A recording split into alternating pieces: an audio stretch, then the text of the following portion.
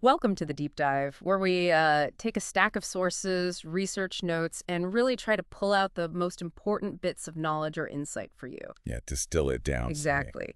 Today, we're plunging headfirst into 12th century England. A pretty raw, brutal time, actually, civil war. Hmm. How does a place like a Benedictine abbey, usually a sanctuary of peace, even manage to exist when there's that kind of chaos going on all around? That's a great question. So our mission today really is to figure out how a seemingly simple murder could just shatter the calm of that abbey, even while a whole kingdom was tearing itself apart. It sounds contradictory, doesn't it? Because, yeah, on the surface, Shrewsbury's Benedictine Abbey of St. Peter and St. Paul seems like this island of calm in 1138. Right. But England then is just being absolutely ripped apart by, well, what the sources call fratricidal strife between King Stephen and Empress Maud. And as we'll definitely see, that calm is pretty deceptive. Yeah, I bet. So our guide through all this turbulence is Brother Cadfael, the abbey's herbalist. What's so amazing about him is his background, isn't it? Oh, absolutely. He's not your typical monk. Not at all. A former crusader, a sea captain, who somehow thrives on life and growth, even when, like you said, the world around him is descending into destruction and war. He's seen it all, basically. Seems like it. He's pragmatic, incredibly observant, even when he's just, tending his kitchen garden. He really is a fascinating character. I mean, someone who's seen the absolute worst of humanity in war, yet finds peace, finds purpose in nurturing life, herbs, plants. Yeah. And it's this deep understanding of both life and death that makes him uniquely suited for what's about to happen. Because it's not actually the big civil war that truly shatters Cadfael's quiet life, is it? It's something smaller, more personal. Exactly. He stumbles upon, well, the source calls it a simple murder, furtive and unlicensed. Furtive and unlicensed. I like that. How does an intimate crime like that even emerge from the backdrop of such huge, widespread chaos? Well, that's what we're going to try and unravel. The hidden truths behind this unexpected death. It reveals this really complex web of loyalty, betrayal, and surprisingly, a real pursuit of justice. Okay, so where do we start? The beginning of the mystery.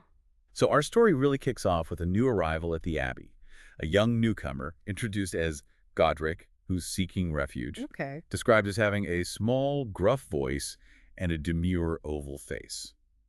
But right from the start, Cadfael's keen eye, his observation skills, he notices there's something more to this young person. You can just tell Cadfael senses a secret almost immediately. Yeah, and Godric pretty quickly reveals this fervent loyalty to Empress Maud, which, really stands in stark contrast to King Stephen's claim to the throne and all the barons switching sides. Right, the shifting allegiances. You can hear the passion in Godric's words, can't you?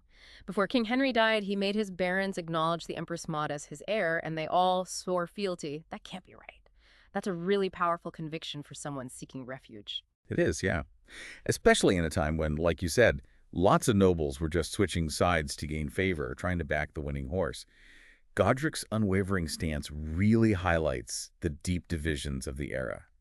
And Cadfael, ever the realist, a man who really understands the dangers of the world outside the abbey walls, he cautions Godric directly. He says, "Keep your lips locked, among others.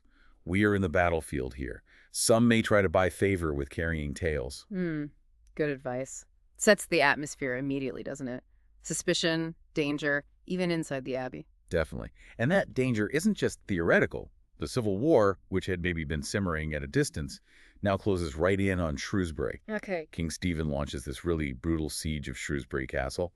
Inside, you've got William Fitzalan, supported by Fulk Adeney, and Arnulf of Hesdin grimly holding on. And the townspeople. Well, they just kept their heads low, locked their doors, shuttered their shops, or made off westwards into Wales. Total fear. Can you imagine just caught between these massive forces? Terrifying.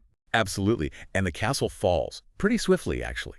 King Stephen's response is just brutally absolute. Hang them all and at once. Oh, all of them. All of the defenders and 93 men executed.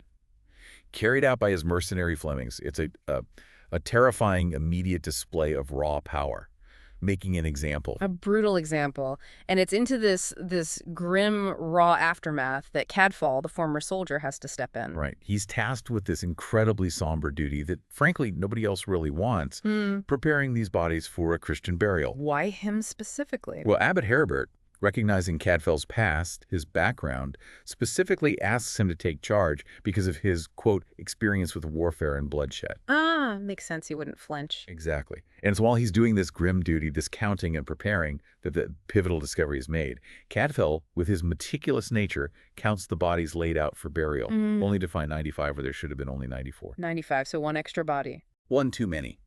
And this discrepancy, this single extra body, is the first real crack in the whole facade of just war-related deaths. And Cadfael knows straight away it's not just a miscount, right? It's something else. Oh, immediately. The signs of foul play are undeniable. This victim wasn't killed in the battle, wasn't hanged. He was strangled. Strangled? How could he tell? With a thin, waxed cord that left a really sharp, cruel line around his neck. You can almost picture the deep, bruised hollow from where a wooden peg was used as a handhold to tighten it. Ugh, brutal. And his hands were unbound, which showed he'd clawed at the cord that was killing him. He fought back. So definitely not one of the executed garrison. No way. It's clear this was a calculated act, as Cadfael realizes some felon put him there to pass for one among the many. Hiding the body in plain sight, basically. Exactly. To arouse no curiosity and start no questions.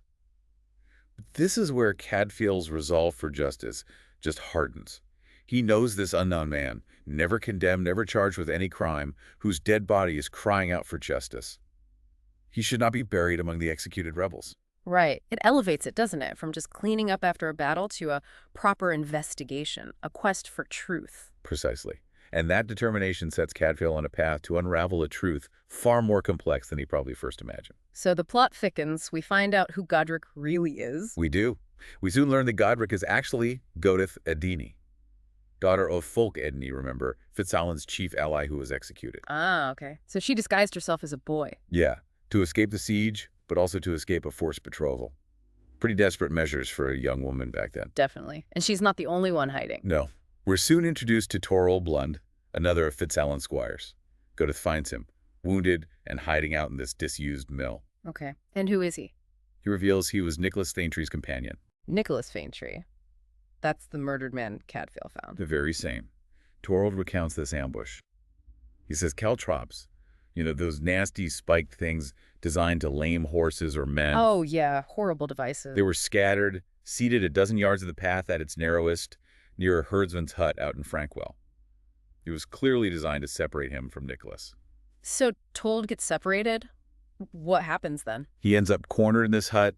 He describes how they were rolling about in the hay, wrestling and trying for each other's throat before he managed to escape. A real close call. Wow. But what were they even doing out there? What was their mission? Well, that's crucial. Their core mission. Nicholas and Toril were tasked with retrieving Fitzalan's entire treasury. It was hidden in Frankwell in a place called Edric Fleischer's garden. The whole treasury. Where were they taking it? They were meant to take it to Empress Maud in France. High stakes. Very high stakes. And the treasure itself. Where was it when Toril was found? Did the attackers get it? No, Toril managed to save it. And the hiding place was pretty ingenious, actually.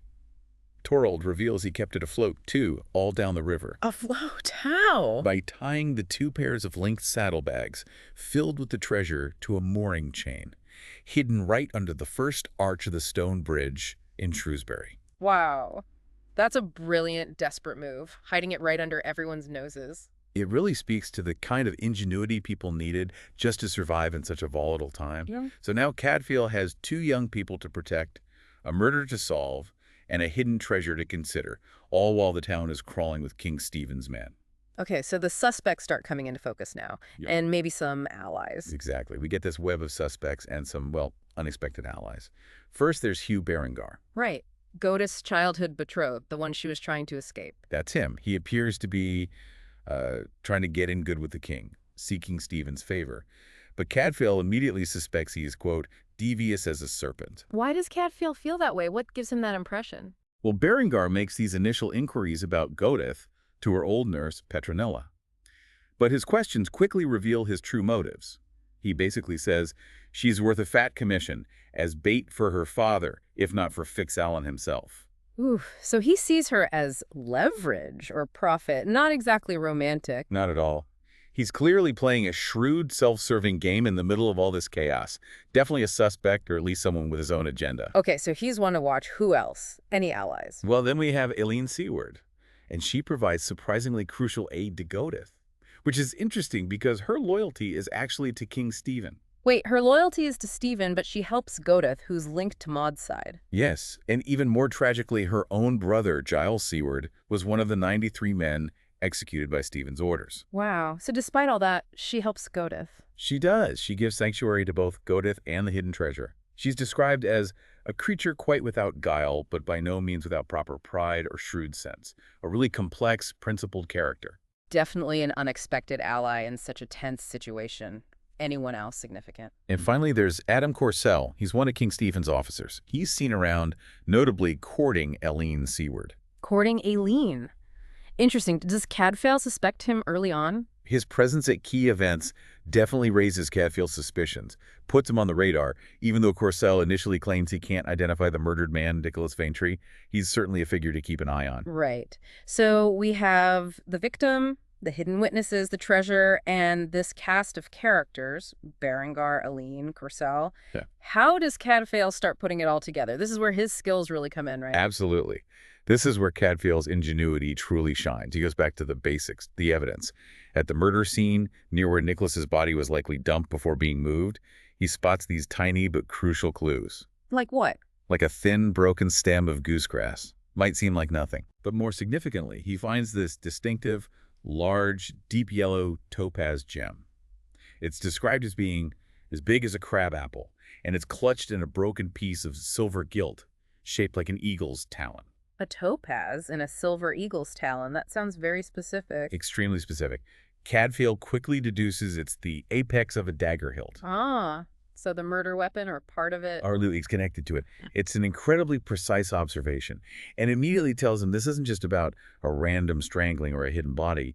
It's about a specific, probably valuable weapon, which means a specific person. Okay, so he has a physical clue, but he still has the problem of Godith and Torald and the treasure. They're still in danger. Huge danger. He needs to get them and Fitzallen's treasury safely out of the Abbey, out of Shrewsbury, and towards Wales, towards escape. How on earth does he pull that off? I mean, with Beringar sniffing around and King Stephen's men everywhere. His plan is meticulous. It's actually quite brilliant. He subtly maneuvers to divert Hugh Beringar's attention. He takes him on various, seemingly innocent errands around the town and Abbey. Keeping him busy. Exactly. While Beringar is occupied, Godith slips out, retrieves the treasure from under the bridge arch. That ingenious hiding spot. And moves it secretly to Eileen Seward's house for temporary safekeeping. Okay, using the unexpected ally. Clever. And then comes the truly clever twist. For their actual escape journey towards Wales, they end up using Beringar's own horses. No! How? Beringar unknowingly provides them, thinking they're for some other purpose Cadfael has arranged. It's a masterclass in misdirection, using the suspicious party's own resources against him. That is classic Cadfael. Just brilliant. But while he's orchestrating all this, does he still trust Beringar at all? Or does he figure out what Beringar's game really is? Well, as he's doing all this, Cadfael starts to realize that Beringar is definitely more than just an oblivious pawn, you know.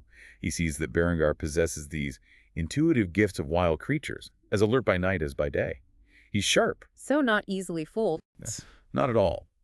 Cadfael realizes Beringar had sort of provoked a shared expedition, these errands, in a way that committed each of them to the other's discretion. It was a subtle power play. Interesting. And Cadfael begins to suspect Beringar had a very shrewd idea of where his missing bride was to be found.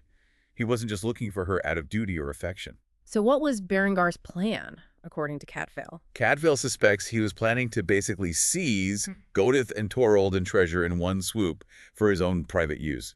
He wasn't going to hand them over to the king. He wanted it all for himself. So he is devious as a serpent. Cadfael was right. He's a player, not just a pawn. Absolutely. Now, while all this maneuvering is happening, the path to identifying the actual murderer becomes clearer through some crucial testimony. Remember Giles Seward, Eileen's brother who was executed? Yes, the one whose sister is helping Godith. Right. Well, Cadfael had given Giles's cloak to a crippled beggar named Lame Osborne. And Osborne reveals a vital detail. He saw the man wearing that cloak, Giles Seward, the night before the castle fell. Okay. Doing what? Giles, described as being tormentedly afraid and desperately urgent, was seen entering King Stephen's camp by stealth. He was speaking with one of the king's officers, offering something to tell to the king's advantage. So, a betrayal. He was going to betray Fitzallen and the Defenders. Precisely. Osborne overheard enough to know it was a betrayal that took place a day previously and was done with forethought to save a life, presumably his own. Wow. Okay, that's a huge revelation about Giles. How does that connect to the murder, though? Well, this detail clicks perfectly into place because Eileen, Giles' sister, had already mentioned something to Cadfael. She'd said her brother Giles had an hereditary dagger, a family heirloom, with a unique topaz-tipped hilt. The topaz! Exactly. And that dagger was missing from his body after his execution. Okay, I see where this is going. The missing dagger connects Giles to the topaz Cadfael found. But who took it? And who killed Nicholas? The final piece comes from a young boy, a local kid who lived by the river. He tells Cadfael that he fished something interesting out of the river. Let me guess. A dagger. You got it. A well-made dagger with a silver hilt and small stones. He identifies it as the very one he saw the man throw away into the river. And the gem on the hilt. It perfectly matches the broken topaz piece Cadfael found near the murder spot. The clues all snap together. Incredible. So who was the man the boy saw? And here's the dramatic reveal. The boy points directly at Adam Corsell. Corsell, King Stephen's officer, the one courting Eileen. The very same. He identifies Corsell as the man who threw the dagger away. Wow. So Corsell, what's the sequence then? It links Corsell directly to Giles Seward's death. Presumably he spoke with Giles, maybe killed him or found him dead after the executions, and stole the valuable dagger. Okay. And it links him even more damningly to Nicholas Faintree's murder. He must have ambushed Nicholas and Torald, killed Nicholas to get the treasury information perhaps, or maybe Nicholas recognized him. He strangled Nicholas. And then used King Stephen's mass execution as cover.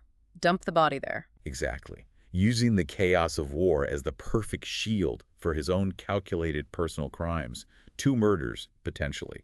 All just to seize a treasure for himself. That's just chilling. The way he exploited the situation, it's a stark reminder, isn't it, that even in these huge conflicts, simple human ambition and greed can be the most dangerous forces of all. Absolutely. He thought he could get away with it. So, with the truth finally uncovered by Cadfael, what happens next? Does Corsell face justice?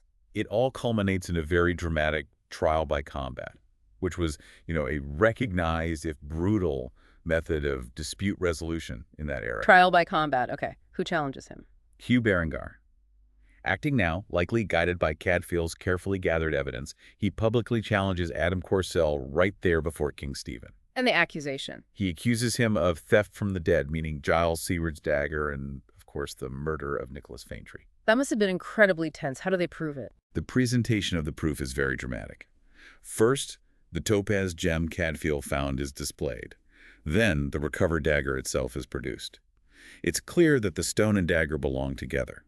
Undeniable evidence, really. How does Corsell react? Well, Corsell, probably still arrogant, believes Beringar, who is described as a younger man, lighter in weight, half a head shorter, will be an easy victim. So he calculatedly accepts the trial by combat, confident he'll win and silence the accusation. Big mistake. So they fight. They do. The combat is intense, held in a square of clear ground, apparently with King Stephen wanting a quick end to it. And then comes this ultimate, ironic twist of fate. Corsell, in the heat of the fight, tries to grab Beringar's sword after Beringar perhaps loses it or discards it tactically. But in doing so, he stumbles or falls. Onto what? Onto his own dagger.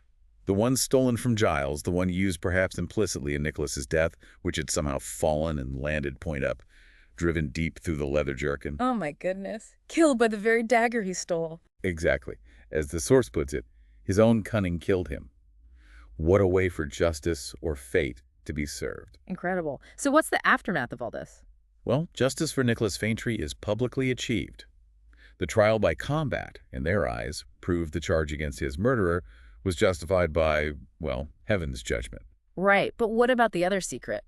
Giles Seward's betrayal. That's interesting. The truth about Giles Seward's treason, his attempted betrayal, is deliberately covered up. Why? To protect Eileen, his sister. It seems to be a decision made jointly by Beringar and Cadfael. Hugh Beringar later makes sure the restored dagger is given back to Eileen, but Giles' part in the events has kept silence now and always. That adds another layer, doesn't it? Mercy and calculation mixed together. What about Godith and Torald? They successfully escaped to Wales with the treasury. They're ready, apparently, for a ship to carry them coastwise around to France to join Empress Maud. And them personally? Well, their relationship, which really began as just, partisan comradeship based on their shared loyalty and danger, it blossoms into deep love as they navigate everything together.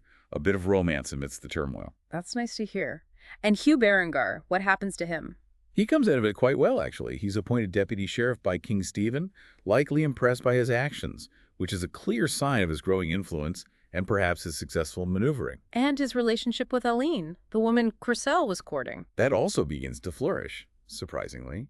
She's described as opening like a flower at sight of this young man devious as a serpent. Huh.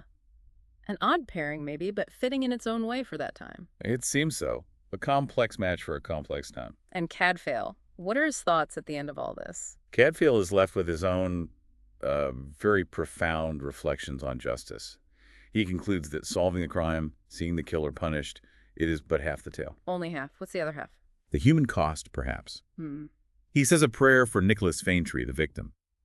But significantly, he also prays for Adam Courcelle, the murderer. Really? For the murderer, too? Yes. He states that every untimely death, every man cut down in his vigor and strength without time for repentance and reparation, is one corpse too many. Wow. That's a powerful thought. Seeing the tragedy, even in the death of the guilty party, that's very Cadfael. It is. He truly sees beyond the immediate crime, beyond the politics, to the fundamental human tragedy of it all, even for the perpetrator. And what a journey that was for us, just following the threads. This whole deep dive, it started with just a simple discrepancy, didn't it? One extra body in a count. Yeah, just one body too many. And it peeled back all these layers to uncover this gripping tale of hidden loyalties, treacherous ambition, unexpected heroism, all happening right in the middle of the brutal chaos of civil war. It really does highlight Brother Cadfael's unique blend, doesn't it? His wisdom, that meticulous observation we talked about, and just this deep humanity. He was able to see beyond the obvious, beyond the big battle and the political turmoil, and seek justice for those who couldn't speak for themselves.